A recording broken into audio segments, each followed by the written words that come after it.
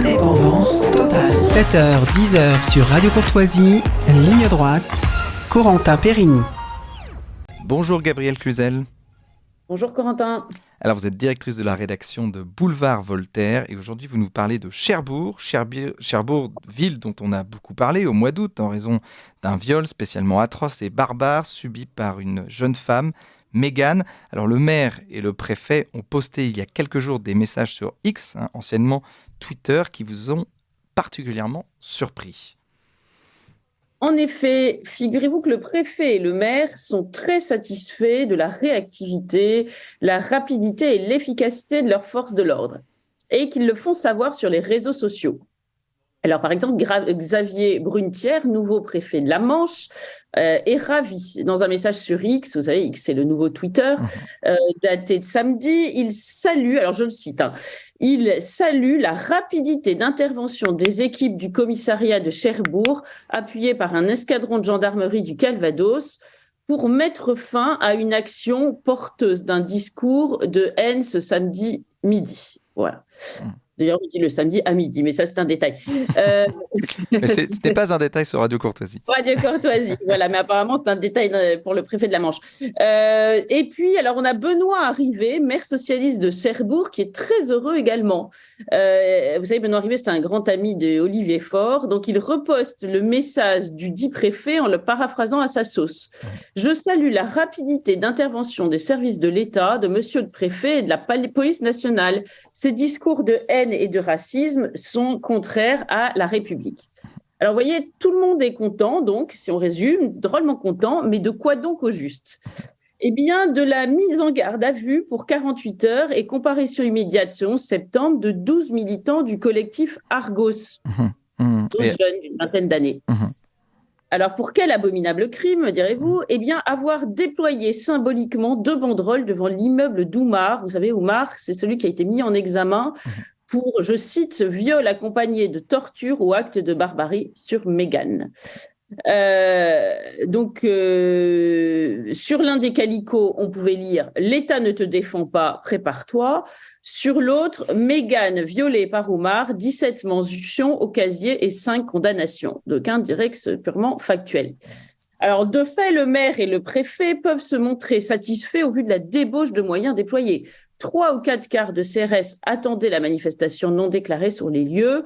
Des forces de l'ordre ont été dépêchées en renfort et c'est finalement un barrage policier qui a arrêté une voiture des membres du collectif. Donc, alors dans la voiture, on nous dit qu'auraient été trouvés des couteaux et une matraque. À suivre. Alors, après la comparution immédiate, 12 militants sont ressortis libres sous contrôle judiciaire en attente du procès renvoyé le 16 octobre. Vous savez, vous voyez, la justice est capable de faire très vite quand elle veut. Bah oui, mais comment se terminera cette affaire, Gabrielle ? Eh bien, écoutez, je vous le demande. Alors, on ne sait pas. C'est tout l'un ou tout l'autre. Alors, par un flop, peut-être, comme pour les militants d'extrême droite arrêtés en décembre dans un bar en marge du match France-Maroc. Je ne sais pas si vous vous souvenez. Libération qui recule devant rien, surtout pas de ridicule. Nous avait froid dans le dos. Et alors, je vous cite 3 titres, rien que sur cette affaire. La nuit a soufflé le facho et l'effroi. Vous voyez, on admire leurs titres, mais là, bon, ils ont la réputation de faire de bons titres, mais là, j'ai un doute. La nuit du grand déferlement, rien que ça. Et Nuit bleue, peste brune. Zik. Alors, donc, eh bien, figurez-vous que ces militants, jugés le 8 septembre, c'est récent aussi, ils sont sortis du tribunal libres comme l'air pour cause de procédures cousues de fil blanc. Alors, ça peut être ça, ou au contraire, ça peut être comme génération identitaire. Peut-être que les militants d'Argos écoperont d'une condamnation sévère. C'est impossible à dire, mais à prévoir. Mais maître Pierre-Vincent Lambert, leur avocat, s'inquiète déjà d'une répression d'opportunités, comme il l'appelle, grandissante pour des actions symboliques.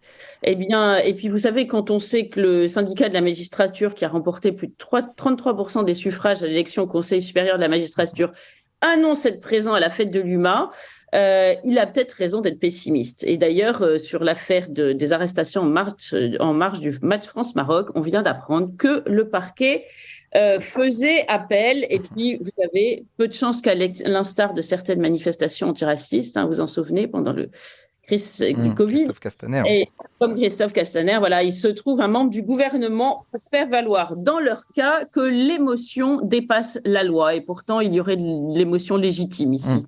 Alors, quel que soit le regard que l'on puisse porter sur l'action d'Argos, comment ne pas trouver tout cela révoltant, Gabriel Cluzel ?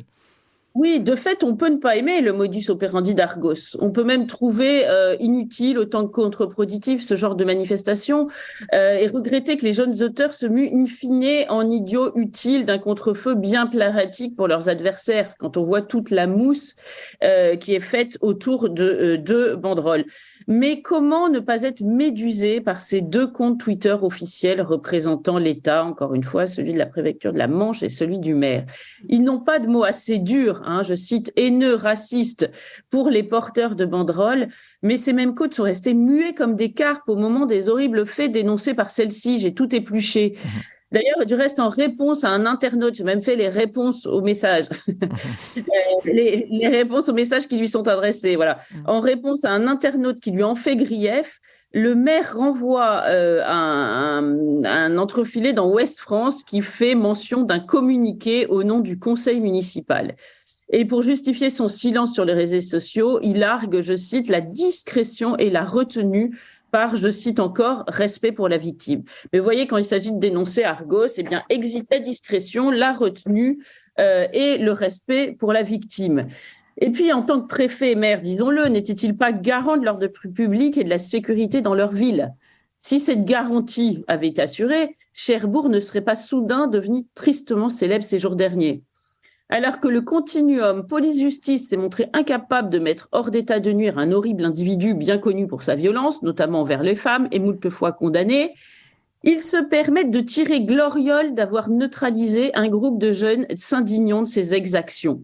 Loin d'avoir honte de cette impéritie collective dont ils portent la responsabilité partagée. Alors soit le préfet de la Manche a changé en août, mais il y a quand même continuité de la fonction. Il s'offre donc le luxe de défendre en creux de façon implicite le violeur présumé, victime à l'élire de, je cite, haine et de racisme. En tout cas, on peut se poser la question. En bref, comment ne pas y voir une illustration éclatante d'anarcho-tyrannie, concept développé en 1992 par l'essayiste américain Samuel T. Francis et qu'on pourrait traduire en bon français par le laxisme pour les délinquants et les criminels, la répression pour les autres.